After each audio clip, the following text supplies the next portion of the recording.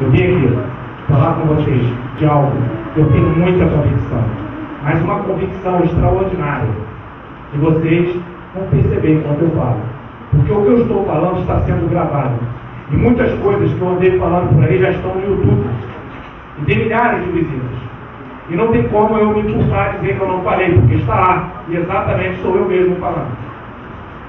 Então eu queria dar a vocês o conforto de que eu estou falando algo que eu creio profundamente no que eu estou falando. Eu vim de uma família paupérrima. Nós éramos pobreza extrema, menos de 25% salário mínimo per capita, caso de pessoa da família. Eu pagava menos de 2 salários mínimos e teve 6 filhos. Eu trabalhei em obras, virei concreto, minha mão é marcada por conta de acidente em obra. Vendi ferro velho, lavei carro, plantei hortas para ajudar meu pai. Meu pai, um homem muito digno, minha mãe também, pessoas extremamente dignas que nunca mandaram eu trabalhar, mas eu fazia isso por vontade própria, para tentar ajudá-los. Eu sempre tive uma saúde muito frágil. Na infância eu pegava as doenças que apareciam, qualquer uma delas, como se fosse um para-raio, se passasse alguém contaminado com alguma coisa perto, eu pegava. Por conta disso eu peguei várias enfermidades. Uma das enfermidades que eu contraí foi nefrite, além de hepatite, outras mais. Nefrite e inflamação nos rins. E eu era um garoto inchado e cheio de machucados. Pequeno, menor do que as crianças da minha idade. Meus dentes, na primeira dentição, eram pretos, riscados, por conta de excesso de remédios, pelo menos eu falava os médicos. Meus pais, os médicos, tinham dito o seguinte para eles: olha, a partir do 3º filho vocês podem ter problemas por conta da incompatibilidade sanguínea de vocês. Eu fui exatamente o 3º filho. Com 2 anos de idade, a minha prima de 10 anos de idade à época, que hoje tem 50, e recentemente estava conversando disso com os meus pais, mas nós já sabíamos disso, ela deixou cair no chão, eu meti a cabeça no meu filho, fiquei todo roxo, mas ela, acho que ela estava sozinha, então ela não compartilhou com as pessoas ali, e poderia ter morrido desse acidente. E tantas outras situações difíceis que eu passei. Só tem um detalhe: meu pai e minha mãe, eles eram dessas pessoas pobres, que moravam numa casa muito pequena, com bala negra, sem muro, um banheiro do lado de fora da casa, as portas destruídas. Mas eles acreditavam piamente, firmemente, no que estava na Bíblia. Aí você pode falar assim: não eram loucos. Ok, tudo bem, vamos em frente. E meu pai, por conta disso, para mostrar que ele cria mesmo nisso, ele me encorajou a ler a Bíblia. Eu, com 7 anos de idade, comecei a ler a Bíblia e com 9 anos já tinha lido a Bíblia toda. Detalhe, eu tinha miopia e astigmatismo, só descobri isso com mais de 30 anos de idade. Tinha dificuldade de copiar as coisas do quadro e por aí vai. E para mostrar a vocês que eu acredito no que eu estou falando, meu filho tem 12 anos e com 11 anos também já tinha lido a Bíblia toda. Então eu não estou aqui contando uma história e eu faço outra diferente. O que aconteceu? Com 9 anos tinha lido a Bíblia toda e eu descobri na Bíblia que existia um Deus que fazia coisas extraordinárias. E na Bíblia, por exemplo, diz que Deus, numa certa ocasião, abriu o mar vermelho. Aí alguém pode falar: não, mas eu não acredito nisso e tal. Tá certo, Deus falou outras coisas. Na Bíblia diz que Deus fez outras coisas extraordinárias também, que eu não vou entrar em detalhes aqui. A gente poderia até entrar em detalhes. Eu já tive Israel no Egito, eu já vi um monte de indícios daquilo que eu li na Bíblia. Eu poderia debater, conversar com vocês sobre isso, mas o assunto não é esse. Com cerca de 12 anos, meu pai teve uma ideia. Ele falou assim: olha, eu vou colocar você no laboratório de prótese odontológica para você aprender a produção de protética. E o que eu fiz? Ótimo, eu até então eu só trabalhava em obra. Então, excelente, fui ser aprendiz no laboratório de prótese odontológica. Só que para aprender prótese odontológica, você tem que ter habilidade com as mãos, porque você tem que modelar rote, bloquinhos, dentaduras, é tudo feito em cera, depois prensado em resina ou fundido a parte metálica. Tem que ter habilidade com as mãos. E como eu nunca tive destreza, eu não aprendi aquilo e eu não consegui aprender a modelar aquele negócio e eu virei entregador de dentadura. num esforço enorme de tentar resolver o meu problema. Quando eu fiz 14 anos, a idade mínima para tirar carteira de trabalho, eu fui lá e tirei minha carteira de trabalho. E na época eu só queria arrumar um emprego, eu queria arrumar um emprego ganhando qualquer coisa, porque na verdade eu não ganhava nada. E o que aconteceu? Uma certa ocasião, alguém me contratou no escritório. E 3 dias depois eu fui demitido. Eu não sei nem por que eu fui contratado e nem sei por que eu fui demitido. Aparentemente tudo que eu fazia estava errado. Só que eu acreditava firmemente no que estava na Bíblia. Porque afinal de contas, se eu não acreditasse naquilo, eu não sei exatamente qual a rota que eu teria tomado. Porque as coisas aparentemente para mim estavam tudo errado. Eu era um garoto pequeno, minhas roupas eram doadas, as pessoas zombavam de mim, falavam que era um crente maluco e não sei o que mais, e era zombaria o tempo todo. Mas na verdade, tudo bem, eu sabia que as pessoas, elas, de alguma maneira, elas não entendiam exatamente o que eu estava falando, nem fazendo, não entendiam a minha perspectiva, e eu nunca fiquei chateado por causa disso não. Isso não era motivo de humilhação para mim. Até porque ninguém consegue fazer você pequeno sem que você queira. Só conseguem fazer você ser nulo ou nula se você deixar. E eu nunca levei em conta a fragilidade das pessoas em me atacar, por conta daquilo que eu acreditava. Só que eu continuei trabalhando. Eu me lembro quando eu tinha 15 anos, nós andávamos a pé muito tempo, porque nisso eu fiquei arrumando um servicinho aqui, outro ali, para que um recurso advindo da economia que nós fazíamos, meu pai pagou um curso preparatório para o meu irmão fazer prova para concursos militares, meu irmão passou. E nesse ano, eu me lembro que eu me inscrevi, quando eu tinha 16 anos de idade, na prova para fazer concurso para sargento da aeronáutica. Nessa época eu estava no 2º ano do ensino médio. Eu fiz a prova, me lembro que a prova de Química e Física eram 40 questões, múltipla escolha, A, B, C e D. Das 40 questões, eu acertei 4. E eu fui checar. Se eu sabia as que eu acertei, eu cheguei à conclusão que eu não sabia absolutamente nenhuma questão. As 4 que eu acertei, foi no chute. Naquele ano, meu irmão estava se formando sargento do Exército. E ele falou para mim assim, olha, faz a sua matrícula no curso, porque eu, como sargento do Exército, eu vou pagar um curso para você. Meu irmão foi muito legal comigo. Meu irmão foi espetacular. Ele reformou a casa que nós morávamos. O dinheiro que ele ganhava de sargento, ele gastava tudo com a gente. E ele ainda falou, se matricula no curso. Aí só que nesse curso tem esses cursos até hoje tem isso. Eu ia fazer o 3º ano do ensino médio num colégio muito forte, que seria o preparo que eu faria para fazer o concurso naquele ano. E meu irmão falou assim para mim, olha, vai lá e faz o matrícula. Eu me inscrevi para fazer um bolsão, que era uma prova que você faz para ter desconto. Eu fiz o bolsão. Alguns ganharam 100%, outros 80%, 50%, 20%, 10%. Eu acho que vocês sabem quantos por cento eu ganhei, sabe?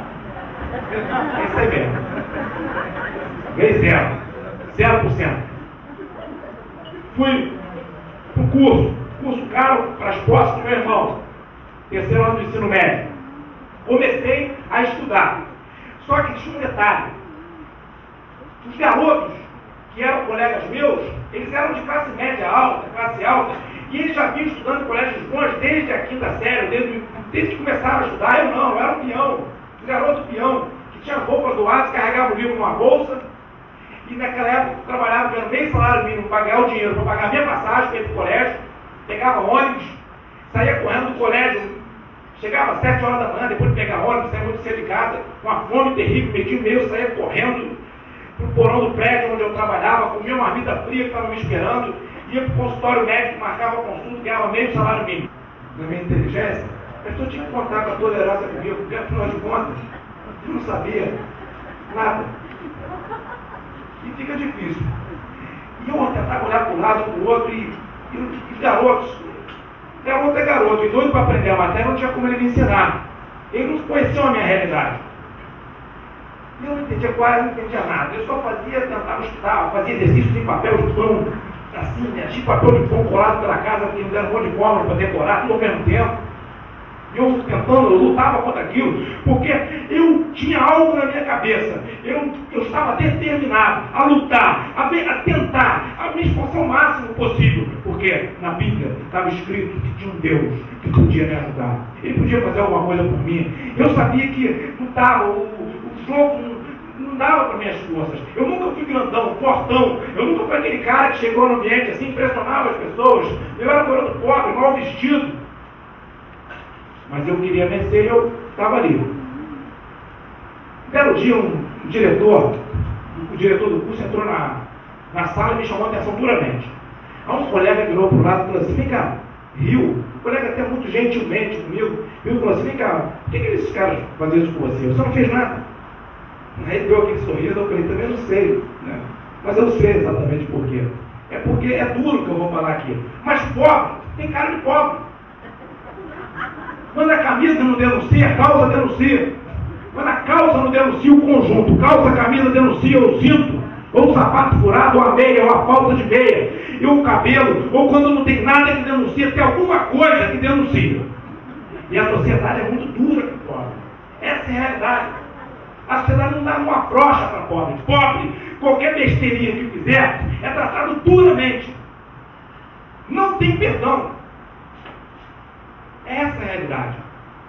São injustiçados, ele tem que se virar para viver com um salário mínimo. Tem que se virar, isso é problema dele. Se ele tem 10 filhos, isso é problema dele. É o que diziam para o meu pai, que ele tinha posto 6 filhos no mundo para passar fome.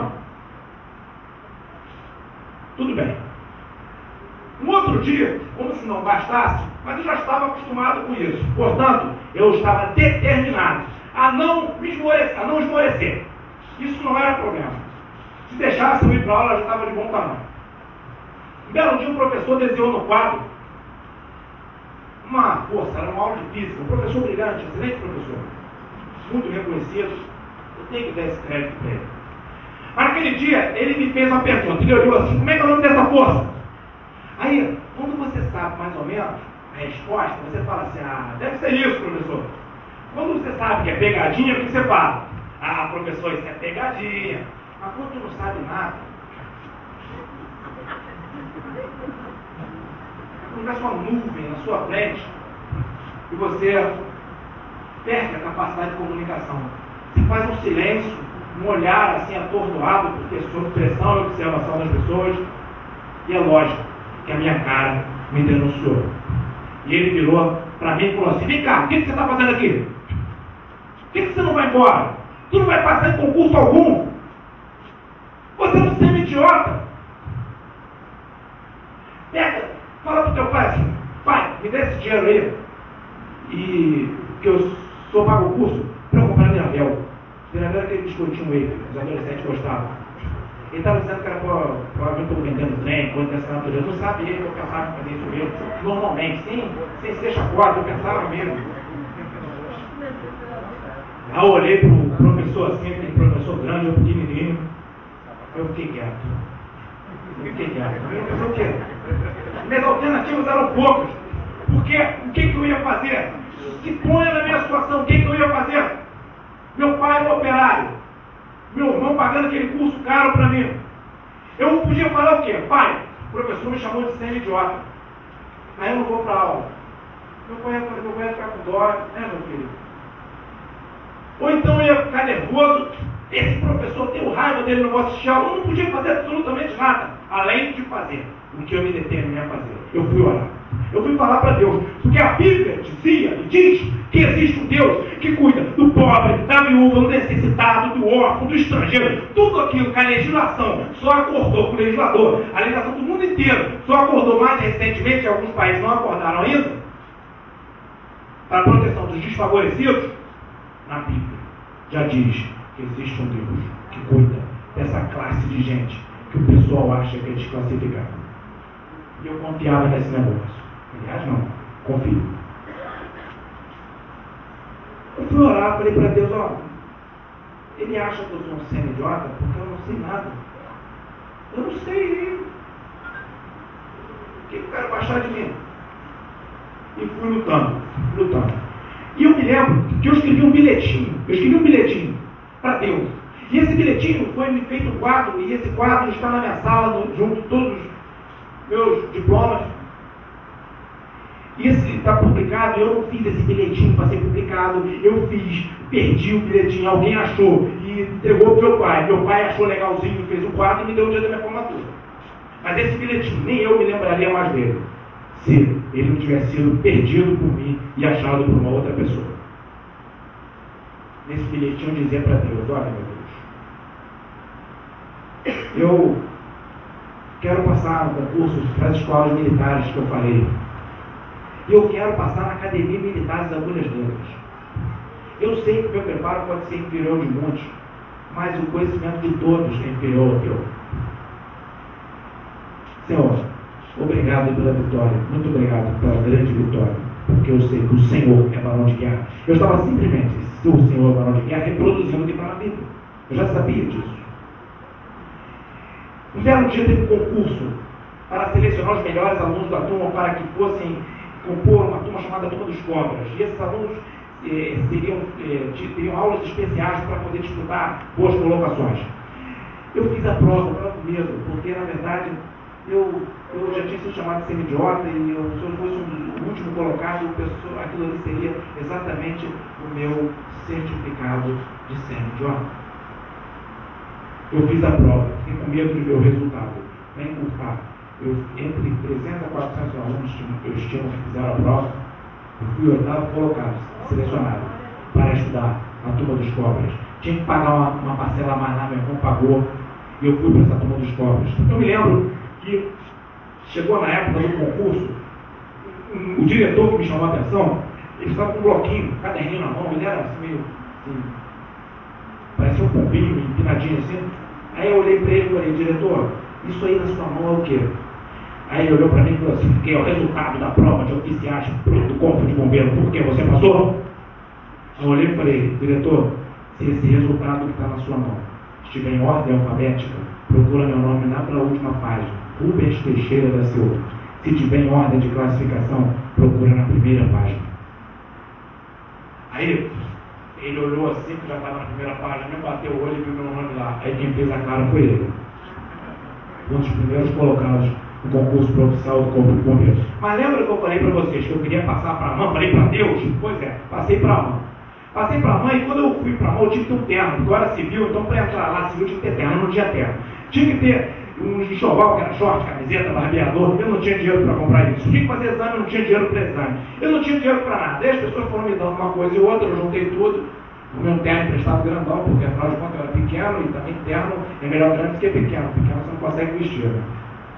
Tudo aquele ternão, fui para uma, cheio de doação. Só tinha um detalhe, que era o pior até então. Que a primeira prova de educação física eu ia fazer na mão, eu tinha que nadar 50 metros. Eu não sabia nadar absolutamente nada. Para vocês terem uma ideia de que eu não estou brincando, mandaram nós entrarmos na piscina olímpica da AMAN, que é aqui perto, né? Segurei, todo mundo segurando com a mão direita na borda, estava eu lá. Agora troca com a mão esquerda. Quando fui trocar de mão na borda, eu me afoguei. O pessoal fez exatamente isso, os colegas. Como é que você conseguiu? Eu falei: sim, você acha que eu ia me afogar de propósito? Aí botaram para treinar, ninguém conseguia aprender a nadar. Os instrutores tentaram, botaram uma piscina rasinha lá, que é a parte mais rasa, ela batia no meu joelho e a mais funda no meu peito, e nada, ninguém conseguia aprender a nadar. Eu consegui, assim, nadar tipo essa estapião da água, chamando chafariz enorme. Chegou o primeiro dia, chegou o dia da prova de natação, 2 ou 3 dias depois do treinamento, aí eu pulei na água. Os bons nadadores faziam em 30 segundos, os nadadores mais ou menos em 40 segundos, e os nadadores mais fraquinhos faziam acima de 45 segundos, 50 metros. De todos os cadetes que fizeram a prova, eu fui o que fez maior tempo, 104 segundos. É como se eu nadasse daqui ao final dali em 10 minutos. Eu sempre pulei na água, estapeando a água, no chafariz, espirrava, eu em pé, a cabeça vai de fora, sai do outro lado. 1 minuto e 4 segundos. Foi a pior nota de todos os cadetes que fizeram a prova. Era muito difícil, eu não sabia nadar. Por conta disso eu não estudava, minhas notas foram lá embaixo. No dia do espadinho, eu tive uma das piores classificações da minha turma. E além disso, para completar, os cadetes avaliam uns aos outros e os instrutores avaliam os cadetes. E eu tive uma das piores avaliações dadas pelos cadetes e pelos instrutores. Ou seja, eu era da outra ponta, dos piores cadetes da minha turma. Só que isso não era problema. Eu queria não ser mandado embora, porque eu estava determinado a não pedir desligamento. Eu me afoguei um monte de vezes, afoguei tanto, vai passando por mim no final, tem uma foto, eu me afogando, é foto real. Me afoguei em um monte de lugares aqui por perto. E o que acontece? Eu estava determinado a não desistir. Só que se eu ficasse reprovado, porque eu fiz a primeira prova era 50 metros, a prova seguinte seria 100 metros, a outra 150, 200, depois 250 metros, e as outras provas seriam 50 metros, tudo com obstáculo, algumas fardadas. E eu não conseguia aprender nada. E quando chegou perto da prova de 100 metros, eu não conseguia aprender nada. Eu, desesperado, falei para Deus, Deus, eu já fiz tudo. Eu até vou nadar quando a água está gelada, que o pessoal gosta de ter perdido a piscina. Me ajuda, me ajuda. Porque se tu não me ajudares, eu vou ficar reprovado e vou ser mandado embora daqui. Eu não gostaria que isso acontecesse. Vocês sabiam que, sei lá o que aconteceu, eu aprendi a nadar, eu cheguei a nadar 1.500 metros, 30 voltas na piscina olímpica. Você pode falar assim, mas Deus ensinou você a nadar. Olha, eu queria dizer para vocês que os instrutores da AMAN, nenhum deles são bobinhos, são muito bons. Mas, infelizmente, apesar de eles serem muito competentes, eu os venci. Eles não conseguiram me ensinar a nadar. E eu aprendi a nadar, depois já tinha encerrado os treinamentos para não nadadores. Terceiro da mão foi chamado por um major. Ele olhou para mim e falou assim, ô cadete, nós te chamamos aqui na sessão psicotécnica porque você foi um dos piores cadetes da tua turma no primeiro ano. E consta aqui no nosso apontamento que a partir do segundo ano você foi um dos melhores cadetes. Veja, os colegas que me avaliaram no primeiro ano da AMAN, que me colocaram como um dos piores, a partir do segundo, terceiro, quarto ano, eu fui um dos melhores cadetes, eu fui indicado para ser instrutor da AMAN, com missões destacadas, que era dada a cadetes destaques. Porque existe um Deus, que eu creio nele, que ele pega as pessoas que acham você incompetente, estigmatizam você para o mal. Ele faz com que as pessoas mudem o pensamento a teu respeito, porque ele tem controle de absolutamente todas as coisas. Nada foge ao controle do Deus do céu. Uma academia militar é ambiente fechado. Lá é uma cidade em que as pessoas conhecem umas das outras. Outro dia eu estava falando isso, montando essa palestra no lugar, aí o presidente da organização falou assim, eu me lembro, porque eu fui cadete na sua época, você era primeiro ano, eu era quarto, e a sua história era conhecida. Terminei a AMAN. Quando eu terminei a AMAN, eu terminei muito bem.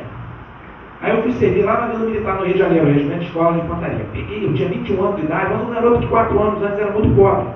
Então eu queria fazer tudo certinho, e eu era um pouco rigoroso, e eu pressionei muito pessoas soldados que, enfim, praticavam coisas que não deveriam, enfim, eu fui ameaçado algumas vezes. E teve um capitão, que foi meu chefe, né, porque eu era tenente, que ele era também um criminoso.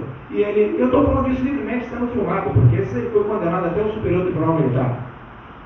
E ele me ameaçou também, na época. E alguém pode falar assim, mas ameaçou meu colega foi assassinado a mando dele, cheio de tiro na cabeça.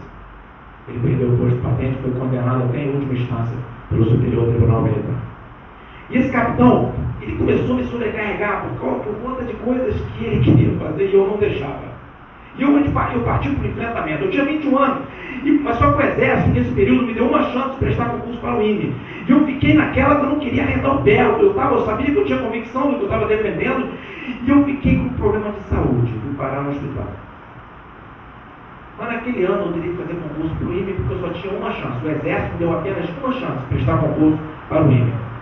E o comandante não queria também que eu fizesse a prova, ficou me pressionando, dizendo que eu era de infantaria, eu não deveria fazer concurso para ser engenheiro. Eu fiz o concurso, meio sedado. Prova do INE,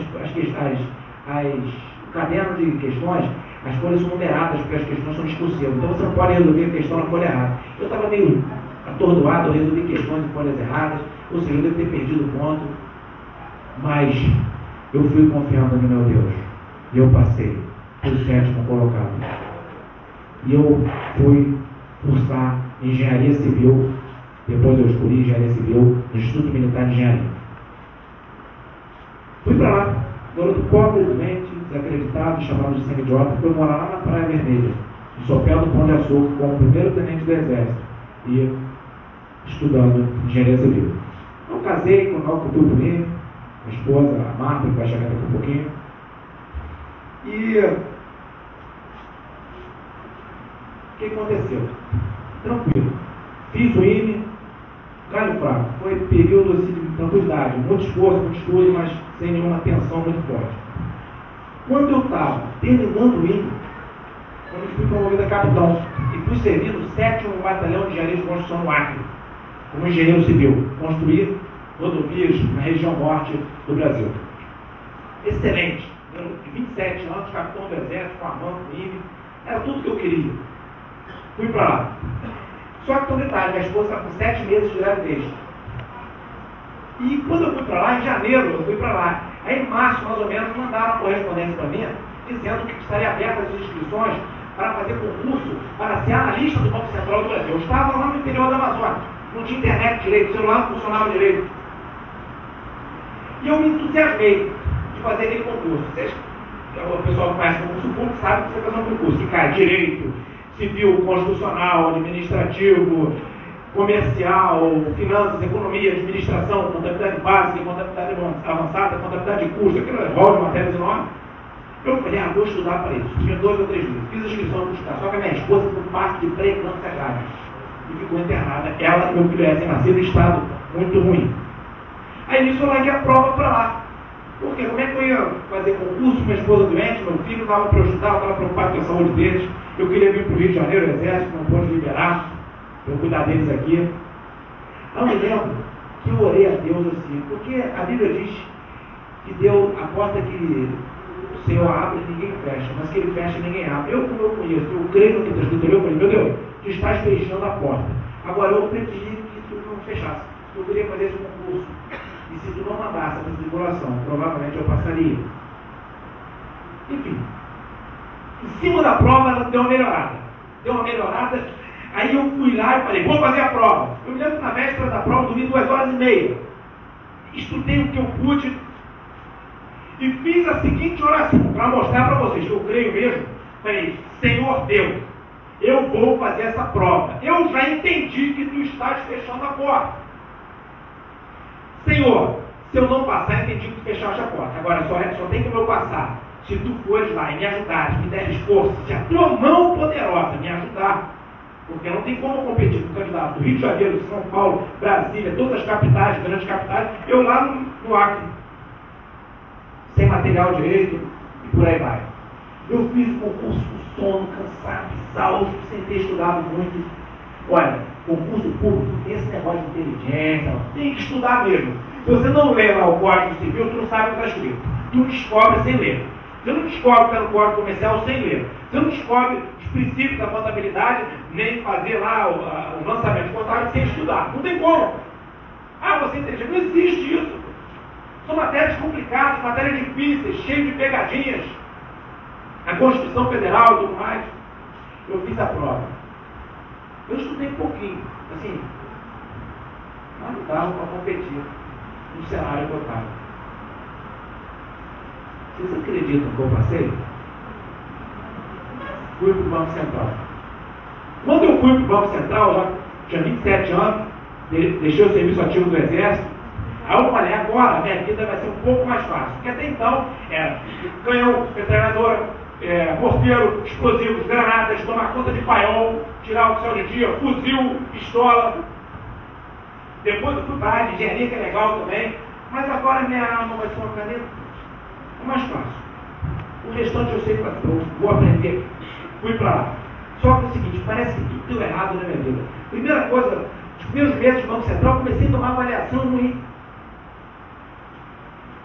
Funcionário. E eu estava em estágio probatório, tinha deixado o Exército, não poderia mais voltar, levantando avaliação ruim. Eu falei, meu Deus, o que é isso? Aí pedi para trocar de lugar, onde eu estava.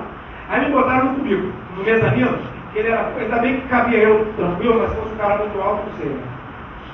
Um lugar que não tinha janela, não sabia se era dia, se era noite, cheio de carpete velho, cheio de livro velho, e botaram lá. Fiquei lá 5 anos. Aí o que eu fiz? Um colega do Exército virou para mim e falou: vamos fazer mestrado em engenharia nuclear. Eu falei: rapaz, eu estou no Banco Central, o que tem a ver com o Banco Central? Eu tenho que fazer curso de economia. Não, vamos fazer. Na época ele até fez uma chantagem comigo. Ele falou assim: ó, eu já falei com o Dr. Rex Nadarial, que hoje é diretor da FAPERJ. Então, um dos maiores cientistas do Brasil, quem o conhece aqui eventualmente sabe disso. E até hoje deve estar trabalhando presidente da República, ouvido todos os presidentes da República em relação à área tecnológica, à área de nuclear. É uma sumidade, uma humildade, uma figura extraordinária, mas é um senhor extraordinário. E ele fez uma chantagem, o Dr. Rex era diretor do curso de engenharia nuclear no INE. Aí eu fui. Quando eu fui lá, me encantei com aquele negócio, fui e fiz o mestrado em engenharia nuclear. E paralelamente eu fiz uma pós-graduação em auditoria e perícia contábil, trabalhando, estudando. Terminei, já formado pela AMAN, engenheiro civil formado pelo INE, terminei o mestrado em engenharia nuclear e a pós-graduação em auditoria e perícia contábil, eu fiz o seguinte: vou voltar ao Banco Central, mais 2 cursos, acho que o pessoal vai dar aumentar um pouquinho minha moral. Porque tinha uma gratificação lá que até os colegas que tinham problemas psiquiátricos, que eram dispensados, ficavam. Até eles tinham, mas nada disso eu tive, tiraram tudo. Aí eu voltei com esses 2 cursos, falei: acho que eu vou melhorar minha vida agora. Aí entreguei lá os diplomas. Sabe o que aconteceu? Nada, nem ligado. Aí eu fiquei meio chateado, falei o seguinte: eu fiquei meio chateado quando eu sempre lia a Bíblia.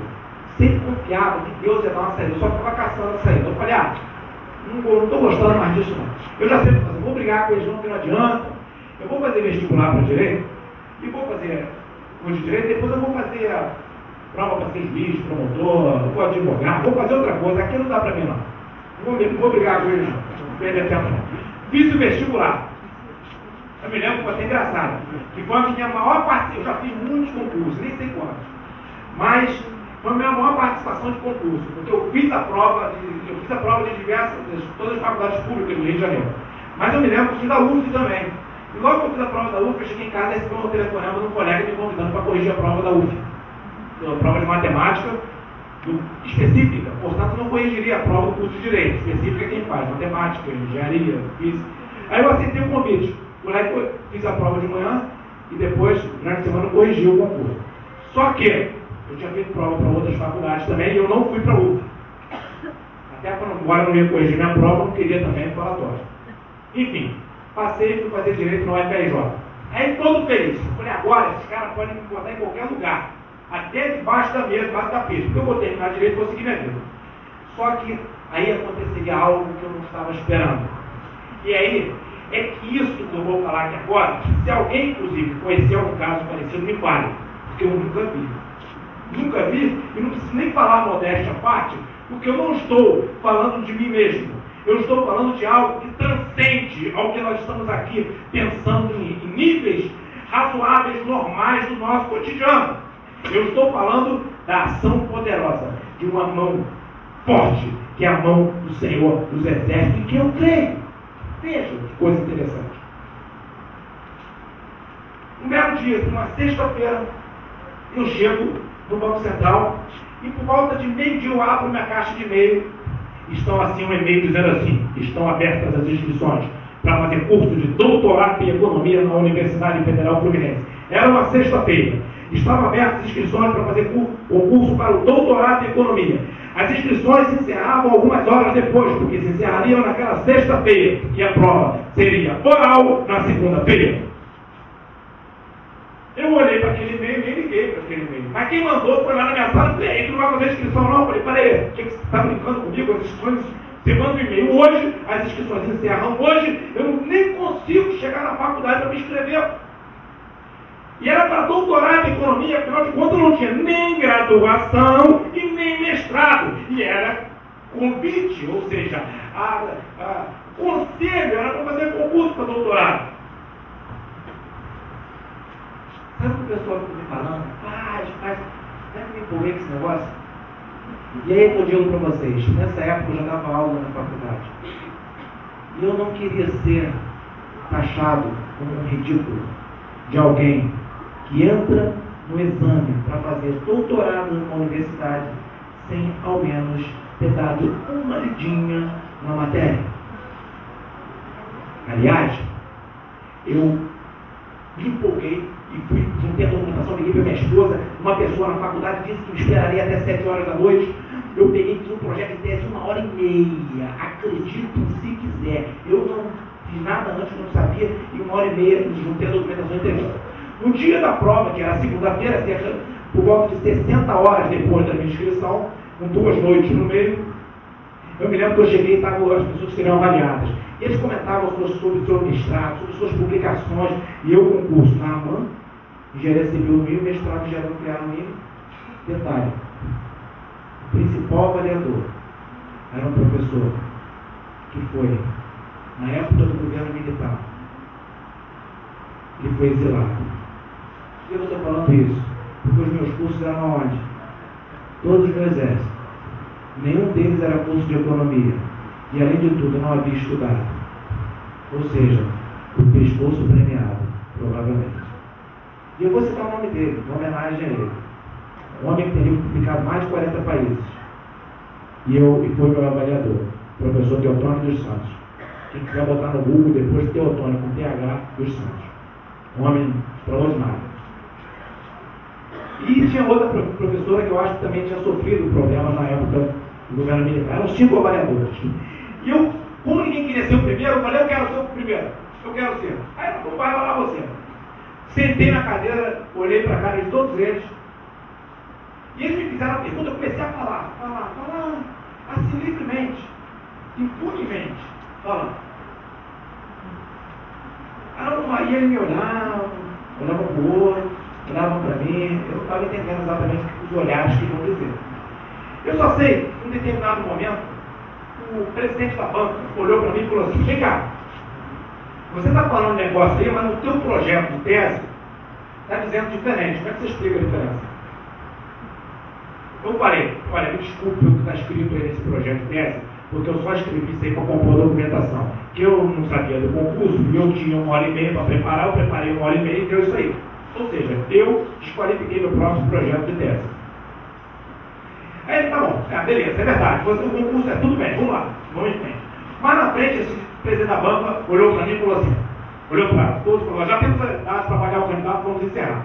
Aí eu fiquei assim, meu Deus, eu acho que eu fiz uma tremenda bobagem aqui, porque eu devo ter, assim, passado por idiota. Por que ele não me fala? Eu falei aberto, saí falando, nem deixei eles perguntarem. Tudo bem. Aí sim, fiquei meio sem jeito assim, me agradecia, a cortesia de todos, saí de mim e fui embora. Aí liguei para minha esposa, e aí? Como é que foi? Eu falei, olha, ele me achou um gênio, eles me acharam um gênio, ficaram me olhando, deixaram eu falar, porque eu acho pouco provável que eu não estudei essa prova. Eles me acharam um idiota, que é o mais provável, deixaram eu falar à vontade, no final, eles não iam divulgar o resultado na hora mesmo, ia sair depois, oficialmente o resultado, depois me reprovam que precisava me constranger, né? Tudo pessoa elegante, de alto nível, para que me constranger? Fui embora. Sabe como que acham engraçado o que eu fiz? Embora. Esquisito? Entrei na minha sala onde eu trabalhava e encontrei um colega para quem eu falo de Deus há muito tempo. E ele diz que não crê em Deus.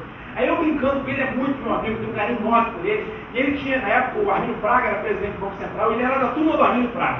E eu virei para ele e falei assim, ó, aí, ele viu tudo o que aconteceu. Ele viu sendo avisado, ele viu fazendo projeto de teste, ele viu tudo e viu eu chegando no concurso. Eu falei, se eu passar essa prova, eu quero ver você falar que Deus não existe. Porque afinal de contas, o que aconteceu aqui com a cena, assim, eu nem sei explicar de onde saiu tanta coragem, e eu digo coragem porque eu não quero ser muito assim, né? Dizer que foi cara de boca. Eu me lembro que saiu o resultado. 5 foram aprovados prontinhos para começar o curso. Prontinhos. E 3 foram aprovados com a seguinte condição. Deviam fazer, eram obrigados a fazer 3 matérias indicadas pela banca, tinham que ter média 7 nas 3 matérias, e se obtivesse essa média, eles poderiam matricular-se no período seguinte no curso e aproveitariam essas matérias. E tinha inclusive professores da faculdade que eram mestres fazendo concurso de doutorado. E os 5 não tinha nem eles, foram bem claros, não existe hierarquia entre os 5. 5 aprovados e 3 que foram dadas a chance de eles fazerem um período sem se matricular para possivelmente matricular no período seguinte. Vocês acreditam que entre os 5, prontinho para começar o curso, estava eu? Os melhores, na visão dos avaliadores? Tudo bem, lógico que eu fiquei assim meio atordoado com o resultado, que confesso que eu não tinha essa convicção de que eu passaria. Eu falei, olha, eu fiz a prova, mas só Deus poderia me ajudar. Vocês aqui são pessoas estudadas e sabem que um trabalho acadêmico, seja de graduação, de pós-graduação, qualquer nível de pós-graduação, o orientador fica atrás de aluno. Vem cá, aluno, eu quero te orientar, aluno. Vem, é que sempre. Ou é o aluno que ele mostra o resultado e vai atrás do orientador? O aluno fica ali suando a camisa. Eu fiz 6 cursos acadêmicos. E o que eu vi foi alunos correndo atrás de orientador. Não o orientador correndo atrás de aluno. Mas aconteceu algo muito estranho. Um belo dia, antes das aulas do doutorado começarem, eu recebi um e-mail assim: prezado Rubens, eu sou o professor fulano de tal, um dos seus avaliadores na banca do doutorado. Eu queria dizer para você que eu tenho tais e tais prêmios. Tem muito prêmio que ele tem. Tais artigos publicados. O professor que mais publica artigos científicos no Brasil e no exterior, na universidade, na Faculdade de Economia da UF. Pode procurar depois que vocês vão saber quem é. Uma lista enorme de artigos publicados no mundo inteiro, parecerista de revista internacional. Cara jovem, menos de 40 anos. Deve ter uns 40 anos agora, mas brilhante. Muito brilhante. E ele falou: Rubens, eu queria, antes da aula começar, eu queria ser o seu orientador. Aí eu falei, e como é que se responde esse e-mail? Pensei, se eu falar demais, eu acho que vou falar bobagem. Se eu falar de menos, ele vai pensar que é desprezo. Como é que eu respondi? Eu respondi assim: palavras contadas e medidas. Prezado professor, estou constrangido, vírgula, mas aceito. Muito obrigado e um forte abraço. Melhor professor que considerado o melhor orientador da faculdade de economia da UF. Quem foi meu avaliador? Veio pedir para me orientar. E nisso, a perseguição, o problema que eu estava passando, não passava no Banco Central. E o tempo passando, eu falei assim, agora vai ser fácil. Por quê? Porque eu vou me submeter a um concurso dentro do Banco Central para fazer curso, vai ser licenciado para fazer o curso de doutorado. Eu devo passar no concurso, que ao passar o Banco Central vai me liberar, aí eu vou fazer doutorado, vou voltar doutor, como eu faço direito, vou voltar a formar em direito também, vou trabalhar junto com os pesquisadores do Banco Central, os cientistas lá, o pessoal que pesquisa, formado pelo mundo inteiro, só pesquisando a economia do país, e aí, vou sair por cima. Não preciso constranger quem me persegue hoje, vou para uma outra área como doutor e beleza, resolvido o meu problema. Saída de mestre. Ótimo. Foi o que eu pensei. Eu pensava tudo certo, eu tentava acertar, acredito. As coisas davam errado. Beleza. Fui lá, fiz o concurso e passei. Passei para ser licenciado, para ganhar licença para fazer o doutorado em economia. Você poderia ser liberado de 2 a 4 anos. Para doutorado, normalmente liberado 3 ou 4 anos. Eu só precisava de 2, porque eu já tinha começado o curso. As minhas notas eram boas. O meu projeto de tese era a alma do Banco Central. É a alma do Banco Central. Eu fiz um projeto de tese que era irrefutável. Era a alma do Banco Central. Se o meu projeto não fosse interessante, o Banco Central não tinha importância alguma. Que era a alma do Banco Central. Eu peguei um plano estratégico, fiz para o presidente do Banco Central de diretoria, para pegar minha tese e alinhar tão bem alinhada, de forma que ele não pudesse me reprovar. Eu passei no concurso interno, mas os diretores, arbitrariamente, me vetaram. Aí eu fui de pires na mão, falando para os diretores, olha, eu passei, mas se falar para os assessores, nenhum diretor me recebeu. Se quiserem fazer uma avaliação especial, uma entrevista especial, eu me submeto. O que vocês querem fazer? Assim eu aceito, me dê uma chance. Eu pedi clemência. Nenhum diretor me recebeu. Nenhumzinho. E um que é diretor hoje, quando ele era chefe de departamento, disse que ia me ajudar. Depois que viu que o negócio ficou preso, o diretor fingiu que não respondia meus e-mails, não fazia mais nada.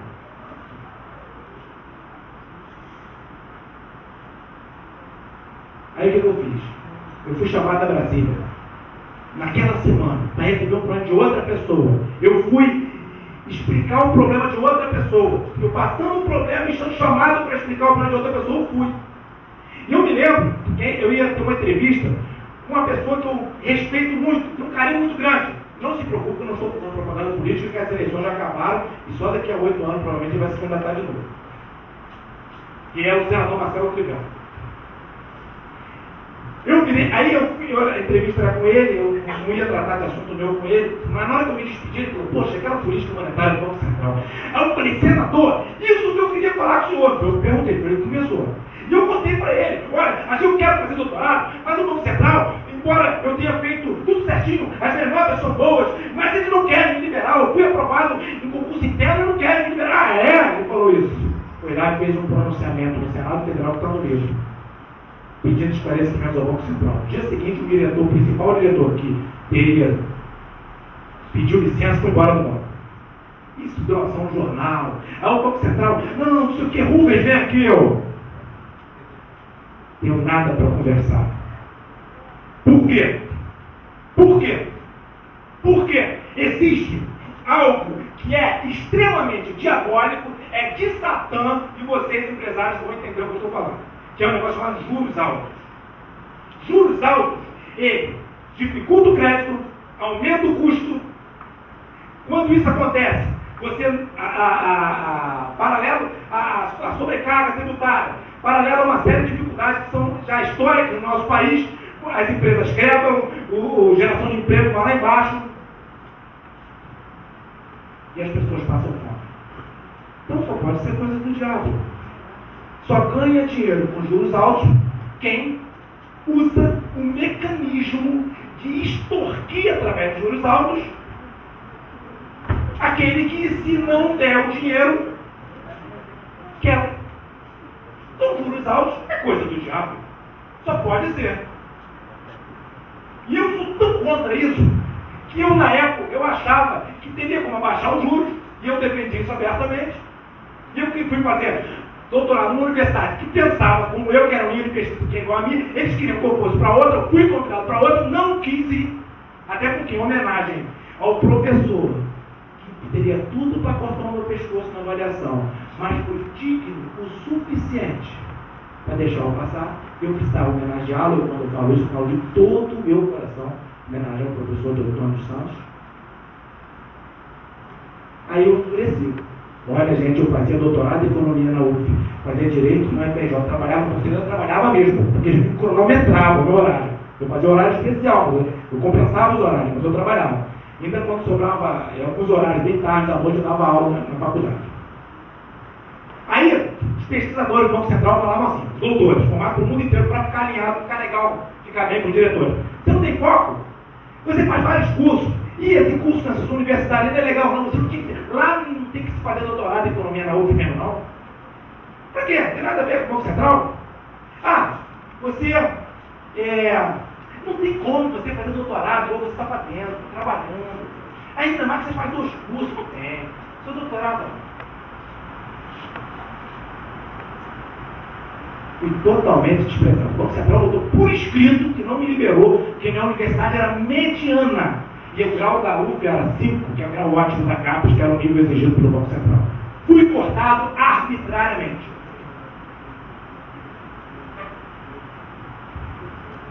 Vocês observem que os juros caíram nos últimos anos. Está alto ainda, mas caíram. Dava para cair ou não dava? Ah, nós temos a maior taxa de juros do mundo, mas eram maiores ainda. Estou observando. Tá certo?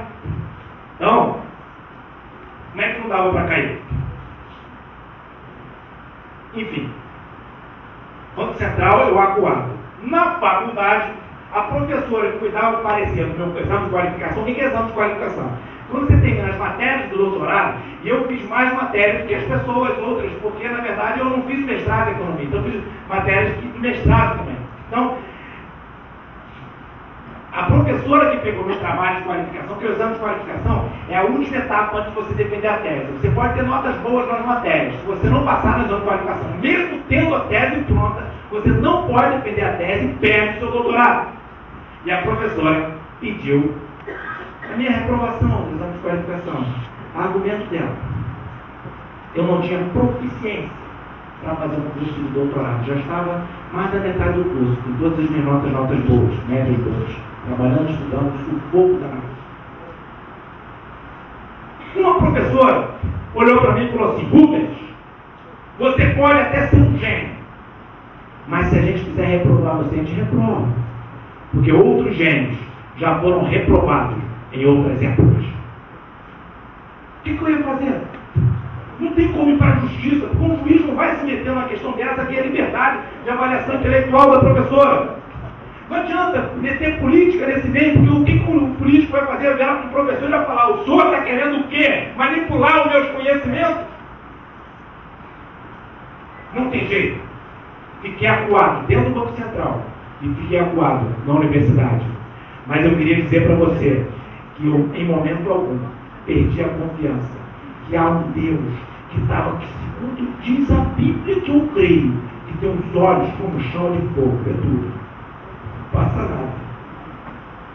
Eu era miúdo, hoje eu não sou mais, não cooperei. Eu não via nada, hoje eu vejo bem. Estou vendo a pessoa lá atrás. Aí eu entrei com grau de recurso na faculdade, passei uma humilhação danada, porque virei assunto, qualquer um queria dar opinião sobre o meu trabalho. E deram muitas opiniões. E eu passei daquele jeito, no grau de recurso,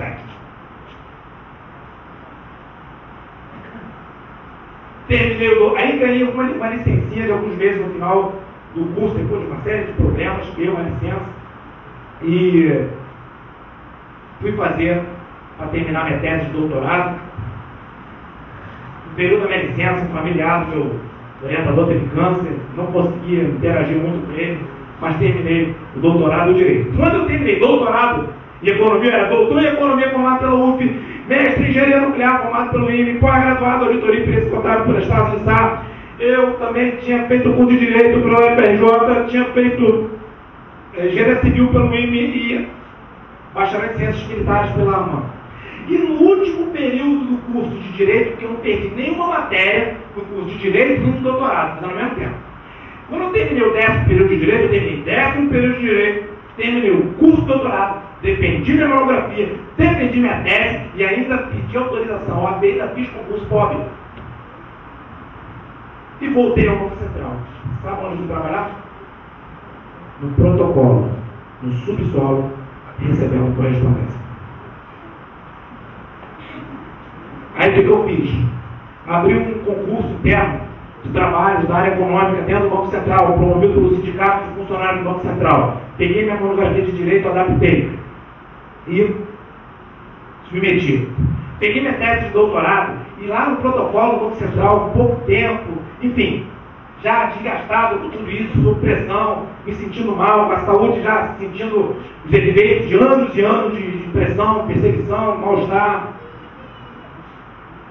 Eu adaptei e escrevi no Prêmio Tesouro Nacional. Prêmio Tesouro Nacional, um prêmio promovido pelo Tesouro Nacional, Fundação Getúlio Vargas, que participam mestres e doutores, e eu acho que inclusive recebe trabalho do exterior, mestres e doutores do Brasil inteiro, professores de economia, técnicos do Banco Central, do Ministério da Fazenda, do BNDES, Caixa Econômica Federal, dos bancos de um modo geral, das secretarias de governo, dos ministérios, todos que querem, as pessoas que querem apresentar seus trabalhos, eu apresentei o meu também. Daqui a pouco saiu o resultado da OAB, passei no OAB. Saiu o resultado do concurso promovido internamente dentro do Banco Central para funcionários do Brasil inteiro. A minha monografia de Direito que eu adaptei para o concurso na área econômica foi premiada. E saiu o resultado do Prêmio Tesouro Nacional. A minha tese de doutorado foi o único trabalho premiado dentro do Banco Central do Brasil. Se eu não recebesse o prêmio, quem receberia o prêmio seria o chefe dos doutores, que trabalhavam, gente formada no mundo inteiro, só pesquisam o dia inteiro, grupo seleto de pessoas muito competentes, doutores, o chefe deles, que era professor da PUC, se não me engano, receberia o prêmio. Fiz um trabalho em poucas condições, o material que eles recebem do próprio Banco Central, softwares, revistas, não me emprestavam, fui discriminado, feito um curso sob pressão, em condições hostis, sem instrumental. O meu instrumental era o Google. Mas eu queria dizer para vocês que existe um Deus que em momento algum, mesmo nos piores momentos, eu desconfiei dele. Em momento algum, eu achei que ele havia me deixado na mão. Em momento algum, eu perdi a certeza que em algum momento ele faria algo que chocaria a todos. Nessa confusão toda, e aí apareceu meu nome demais. Ah, lembra que a professora falou que a minha tese foi considerada de alta relevância para o governo, para a política econômica do Brasil. A professora falou que eu não teria proficiência, que meu trabalho não teria interesse. Artigo sobre a minha tese publicou na revista Economia Aplicada da USP e na Pride Econômica, uma revista inglesa, das mais bem ranqueadas do mundo, revista científica mais bem ranqueadas do mundo, mostrando que meu trabalho, que a minha tese de doutorado teve contribuição a nível internacional. Eu não vim aqui falar de mim. Vocês não iam querer ficar aqui ouvindo uma xaropada de eu falar de mim mesmo, que isso seria pior que eu podia fazer com vocês. Não. Vocês vieram aqui porque disseram para vocês que eu ia falar de um Deus que pode todas as coisas e que nos depende. Nessa confusão toda, daqui a pouco saiu uma nomeação para ser assessor da liderança do governo do Senado Federal. Antes de eu tomar posse na liderança do governo do Senado Federal, saiu uma outra nomeação, diretor financeiro administrativo da Transperto, fiquei com duas nomeações ao mesmo tempo. Preocupado. Nesse segundo caso, o segundo escalão do governo federal. Eu queria dizer para vocês que eu tenho respeito enorme pelas autoridades desse país, em especial pelo governo que eu sou parte dele. Reconheço honestamente, não preciso ficar mentindo, porque eu sei que se eu mentir agora para vocês, daqui a alguns anos, vocês cobrarão caro de mim, da minha credibilidade. Reconheço piamente o esforço do governo, que o governo tem feito para resolver o problema das contas públicas, para poder resolver o problema da economia, para o Brasil crescer, o Brasil é um país rico, riquíssimo, riquíssimo, riquíssimo em energia de todo tipo, riquíssimo em água, em alimentos, riquíssimo, o solo é rico, o povo é rico, o povo é ordeiro, enfim. Nós temos uma perspectiva maravilhosa, mas eu queria dizer para vocês que existe um Deus, que se Ele for honrado por nós, do ponto de vista individual, e se Ele for honrado do ponto de vista coletivo, Ele tem o melhor para vocês e tem o melhor para o nosso país. Outro dia saiu um artigo meu publicado numa revista jurídica, artigo jurídico, e o editor falou assim, uma revista cujo corpo editorial são o ministro do Supremo, do STJ, mas você é diretor financeiro e administrativo? Eu falei, da Transperto, por que você... É incrível como é que você escreve artigos jurídicos. Aí eu falei para ele da minha formação, e as pessoas, olha, eu vou reproduzir, eu detesto isso, isso não esqueça o que eu estou falando. Um desembargador amigo meu, ele virou para mim e falou assim, Rubens, ele foi meu professor no UFRJ, você dominou a arte de conhecer ciências. As pessoas arrumam um monte de explicações para dizer como é que eu consegui fazer isso. Mas eu queria dizer para vocês que o Deus que eu sirvo fez toda a diferença na minha vida. É isso.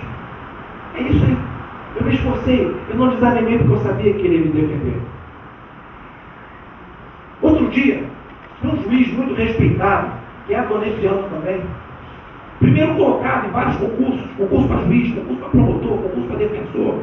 Ele foi considerado pela Veja o guru dos concursos públicos, já foi 2 vezes no Fantástico, 2 vezes no Jô Soares e um monte de vezes aí pela mídia. Um juiz muito sério. Eu sei que ele é um bom juiz. Não é porque eu estou avaliando ele, não, é isso.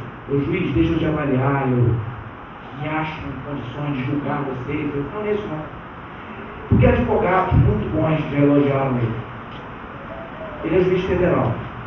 E o desembargador federal, que é meu amigo, também elogiou ele, que já foi vice-presidente do tribunal, então um desembargador muito respeitado, elogiou ele. Então eu posso, fazendo uso da palavra desses homens, dizer que ele é um bom juiz, porque se não vou dizer que ele é um bom juiz, ele sendo meu amigo, as pessoas vão dizer, podem dizer que eu estou elogiando um amigo e vão atribuir a minha cortesia. Um belo dia, ele foi, através de um amigo comum, de um diretor de jornal, ele disse que queria me conhecer, foi na mensagem, eu queria muito conhecer, um rapaz brilhante. E para mostrar para vocês, e para quem quiser saber, o mundo inteiro, que nós cremos, não sou eu, mas eu, William Douglas, cremos no que estamos falando. Ele, inclusive, está na revista Voz desse mês. Nós escrevemos um livro, que vai sair brevemente, falando dos princípios bíblicos que levam ao êxito, em qualquer cenário. Mesmo se você não crê no que está na Bíblia, mas se você seguir os princípios, você se dá bem. A Bíblia é muito forte. A Bíblia é uma palavra maravilhosa que nos aconselha. E eu já li muitos livros. Nesse livro nós citamos Aristóteles, Maquiavel, citamos Baltasar Gracian e tal. Citamos muitos. Mas só para mostrar que o que eles falaram, no auge da sua sabedoria, permito, é muito menor do que o que a Bíblia diz. E lá nós mostramos isso. Então, é isso que eu tinha que dizer para vocês. Eu não posso terminar sem antes apresentar minha esposa, a arquiteta Marta Regina, que despertou lá de Niterói, onde ela estava de forma barra, mas ela estava em Niterói, veio para cá. Meu amor, ficaria igual para cá. Para o corpo. E para finalizar a autoria, Gessé, não posso deixar de falar do Peter. Por quê? Peter, por favor, fique de pé. Peter é um diretor do Curso Brasa, empresário também. E eu devo dizer isso. O Peter, durante mais de 10 anos, eu acho, falou de vir da Donep.